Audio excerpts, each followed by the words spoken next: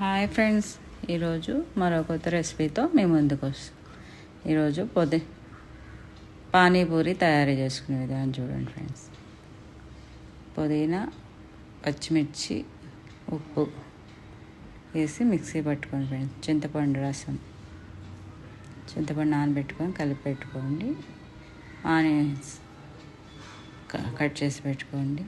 తర్వాత ఉల్లగడ్డ ఉడకబెట్టి పక్కన పెట్టుకోండి. దాంట్లో ఉప్పు, కారం, కొత్తిమీర, ఉల్లిపాయలు కూడా వేసి కలిపెట్టండి. మొత్తం మెత్తగా చేసుకోండి.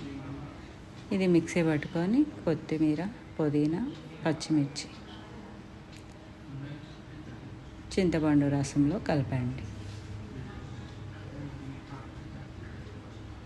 పానీపూరి రసం రెడీ.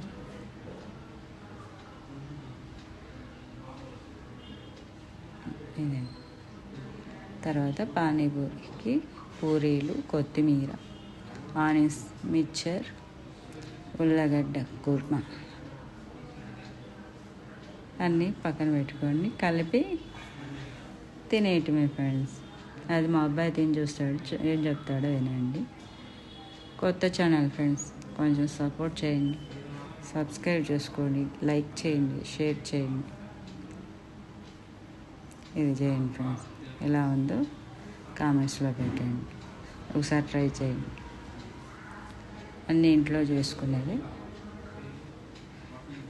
నీళ్ళు బయట, పానీపూరి వాటర్ బయట బాగోవు కాబట్టి ఇంట్లో తయారు చేసుకొని తినేయండి. చాలా బాగుంది. చూడండి, మా అబ్బాయి ఏం చెప్తాడో వినండి.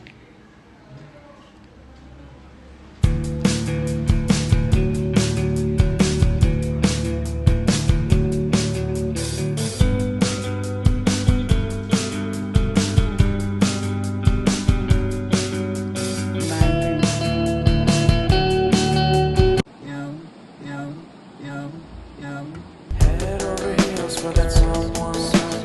Head for the hills for nothing.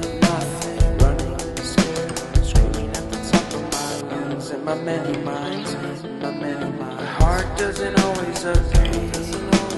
What I'm thinking inside, think about it, your gut can lie. And when you're hungry but it hurts to eat, do you actually wanna die? No matter how